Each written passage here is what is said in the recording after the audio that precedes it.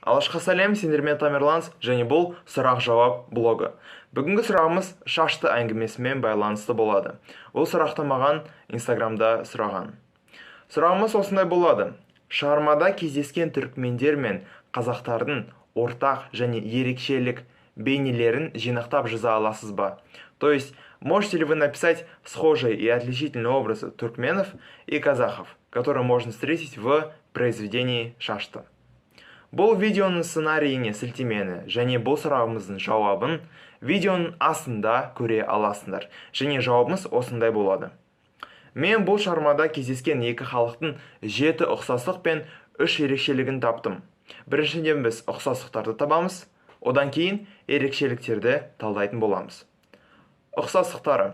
Біріншісі, бұл шығармаға сүйенсек, екі халықта бір-бірін шабуды жалғастырған, яғни қазақ рулары түрікмен руларынан, ал түрікмен рулары қазақ руларынан қатын мен балаларын тұтқындаған, ал жылқыларын барымталаған. Екіншісі, бұл шығармаға сүйенсек, екі халықта ат шаптыруға құмар. Үшіншісі, бұл шығармаға сүйенсек, түрікмен тайпалары да, қазақ тайпалары да алауыз ел болып табылады. Яғни қазақ рулары кейде бір-бірімен соғысады, және түрікмен рулары да бір-бірімен соғысады. Және сол ру тайпалар ел болып тек қана жаугершілікте, яғни өзге жау шапқанда ғана біргеді екен. Төртіншісі, бұл шығармаға сүйенсек, екі халық та болмысы жағынан өте мейірімді және кең пейілді болып табылады.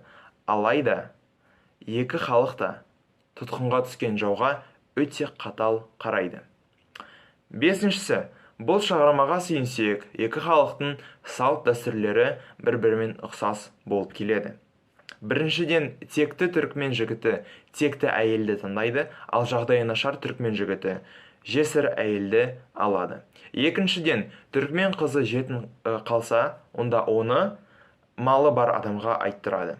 Үшіншіден, егер ұлты түрікмен емес әйел түрікмен жігітінен ұл тапса, онда сол ұлды таза қанды түрікмен ұлмен ажырату үшін сол араласқанды ұлдың есімінің соңына құл деген жалғауды береді.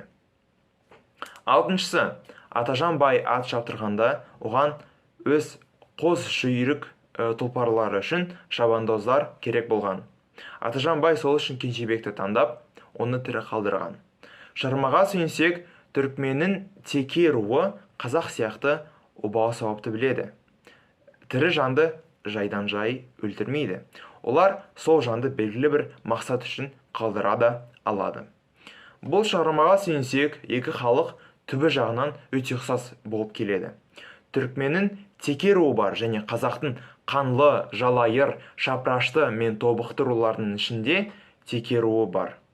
Түрікменнің қарақойлы руы бар және қазақтың қыпшақ руының ішінде қарақойлы руы бар. Түрікменнің шеркез руы бар және қазақтың бай ұлының ішінде шеркеш руы бар. Түрікменнің кете руы бар және қазақтың әлім руының ішінде кете руы бар. Ал енді ерекшеліктері. Біріншісі, бұл шығармаға сүйенсек, қазақтардың алыстан, яғни басқа румен құдаласу салты бар. Ал түрікменнің теке, жәуміт, ерсары, хөклен, салыр тайпалары бір-бірімен құдаласпайды, яғни қыз алыспайды. Екіншісі, бұл шығармаға сүйенсек, түрікмен өз жылқысына түйе сүтін ішкізеді екен.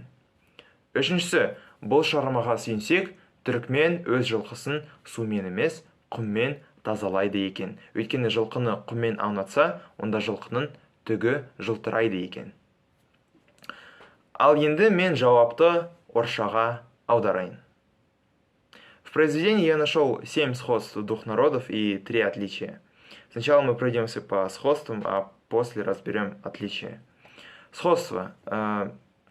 Самое первое, это согласно этому произведению, в течение определенного периода оба народа продолжали нападать друг на друга. То есть казахские ру брали женщин и детей туркменских ру в плен и угоняли лошадей. И то же самое делали туркменские ру казахским ру. Второе. Согласно этому произведению, оба народа имеют страсть устраивать скачки.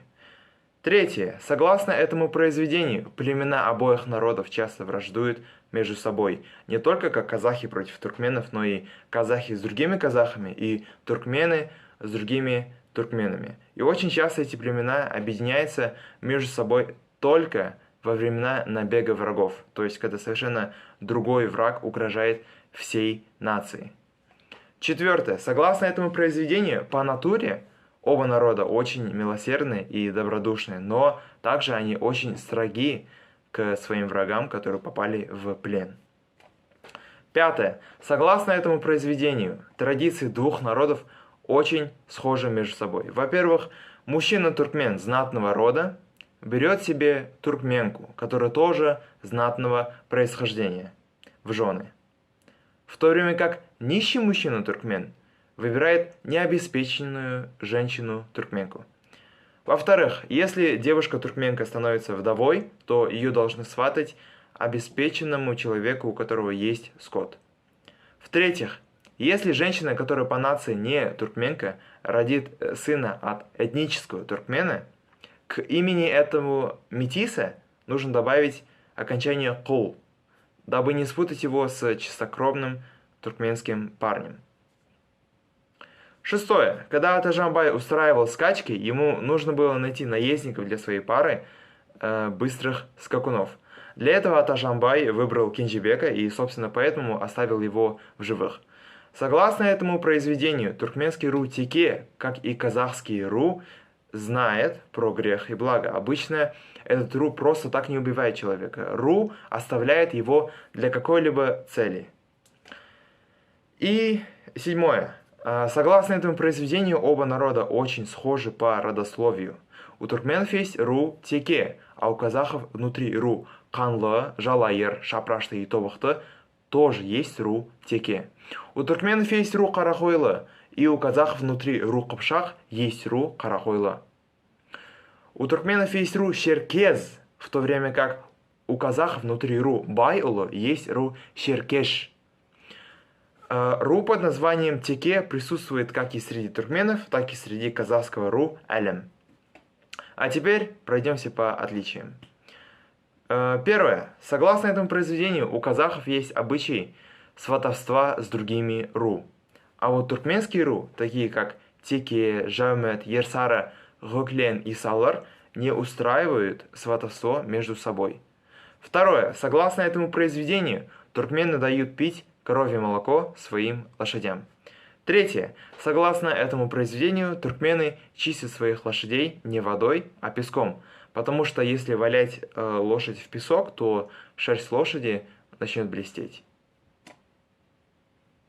Мне осымен болды, егер сұрақтарыңыз бар болса, маған инстаграмыма немесе поштама жазсаңыздар болады. Егер уақытым жетсе, жауап бере аламын.